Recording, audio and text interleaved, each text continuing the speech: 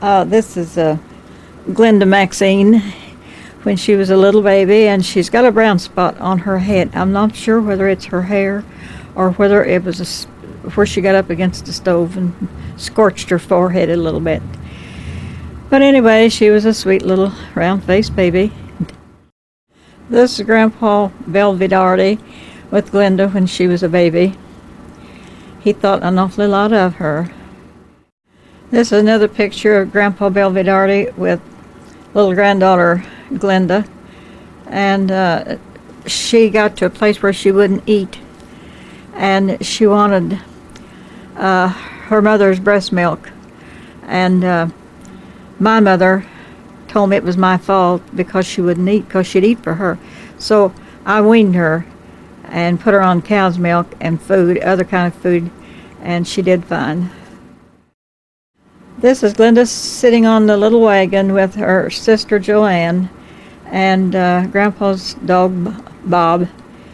He always loved the little children, and he would come up to them.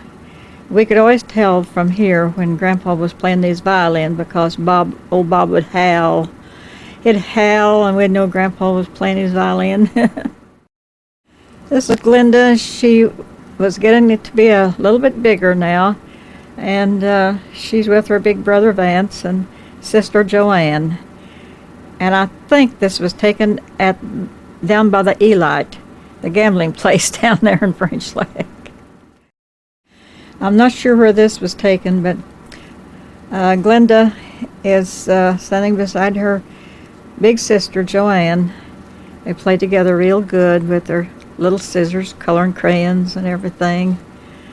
And they're still live so far apart, but then they still get in touch. This is Red Quarry School. Had several pupils right at that particular time.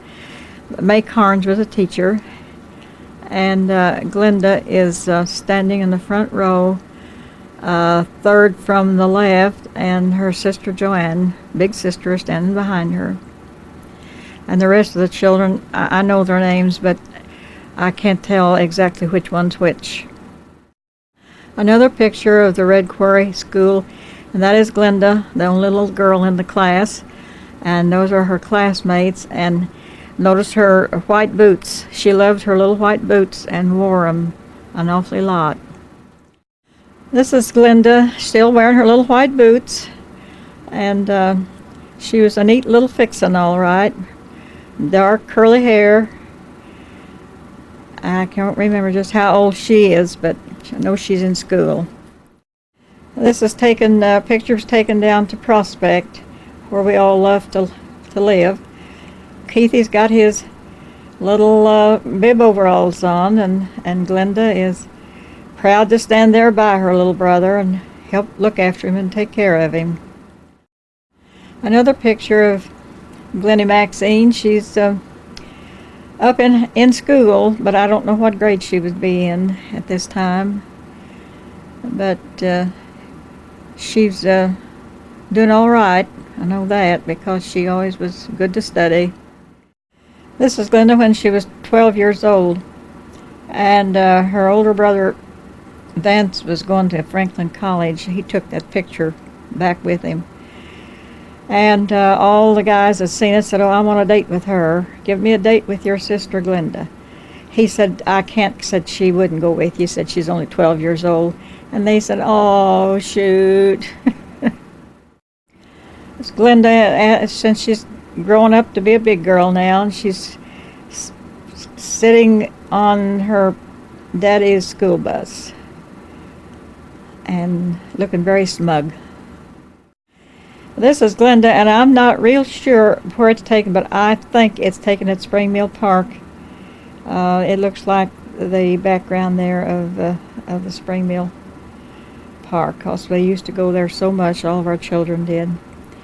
That was a place to go and get in the sand. This is a picture of Glenda in her teens, but I don't know where it's taken. We're trying to figure that out, but we don't know. She'll know, though, probably. This is Glenda and Margie Goldman. Now, it was taken down to Prospect when we lived there. And that tree in the background is where Keith fell and broke his arm. This is Glenda, and I think she is in Bloomington. I can't remember the place that she was, but the school sent her there, or some of the people in town. I don't know for sure, but she'll know. This is Glenda's senior picture. She's getting to be way up on the totem pole now, and she'll be going into doing something else pretty soon. In 1954, Glenda graduated from high school, and the picture was taken out here on Red Quarry after we'd lived 8 years at Prospect. Come back for 2 years, and this is when she graduated, the spring she graduated.